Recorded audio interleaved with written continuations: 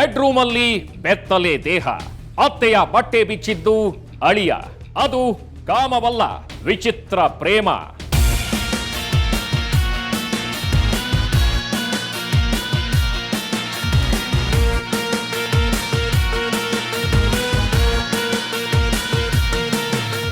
ಮಾಟ ಮಂತ್ರದ ಹಾದಿಯಲ್ಲಿ ನಡೆದು ಹೆಣವಾಗಿ ಹೋದ್ಲಾ ಸೈಯದ್ ಉನೀಸಾ, ಅಥವಾ ಆಕೆಯ ಹತ್ಯೆಗೆ ಬೇರೆಯದೇ ಕಾರಣ ಇದೆಯಾ?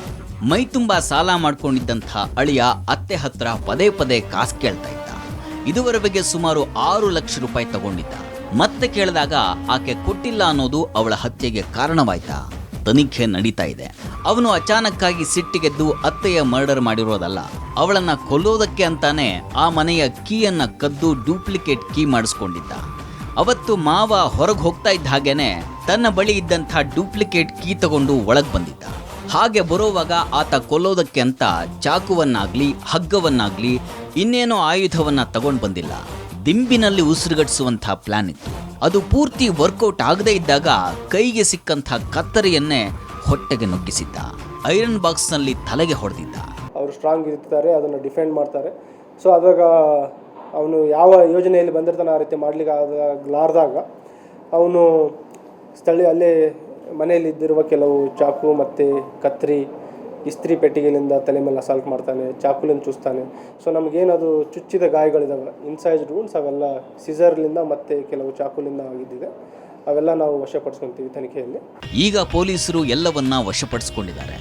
ಆದರೆ ಕೊಲೆ ಮಾಡಿದ್ಮೇಲೆ ಸ್ಥಳದಲ್ಲಿ ಯಾವ ಸುಳಿವು ಇಲ್ಲದ ಹಾಗೆ ಮಾಡೇ ಹೋಗಿದ್ದ ಮೊಹಮ್ಮದ್. ಅವನು ಇಡೀ ಮನೆಯನ್ನ ತೊಳೆದಿದ್ದ, ಸ್ವತಃ ಸ್ನಾನ ಮಾಡಿದ್ದ, ಕೊನೆಗೆ ಆಕೆಯ ಬಟ್ಟೆಯನ್ನು ಬಿಚ್ಚಿ ತನ್ನ ಜೊತೆಗೆ ತಗೊಂಡು ಹೋಗಿದ್ದ.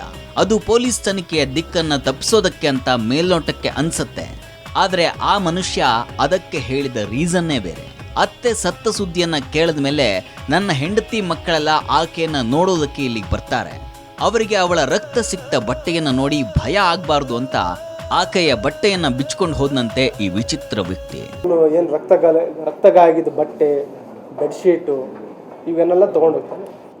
ದೇಹದ ಮೇಲಿಂದ ಬಟ್ಟೆಗಳನ್ನು ಕಟ್ ಮಾಡ್ಕೊಂಡು ಹೋಗ್ತಾನೆ. ಕಾರಣ ಏನಂತಂದರೆ ಅದಕ್ಕೂ we feel that is slightly mentally depression ಅಂತ. ಆಮೇಲೆ ಮಕ್ಕಳು ಬಂದು ನೋಡ್ತಾರೆ, ಅವರಿಗೆ ದೊಡ್ಡ ಆಘಾತ ಆಗುತ್ತೆ ಅಂತ. ಹೀಗೂ ಇರ್ತಾರಾ?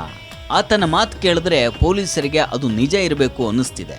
ಅವನು ಹೆಂಡತಿ ಮಕ್ಕಳ ಮೇಲಿರುವಂಥ ವಿಚಿತ್ರ ಪ್ರೇಮದಿಂದಾಗಿ ಅತ್ತೆಯ ಬಟ್ಟೆಗಳನ್ನು ಬಿಚ್ಚಿದ ಅಳಿಯ ಅಂತ ಅವರು ಒಪ್ಕೊಂಡಿದ್ದಾರೆ.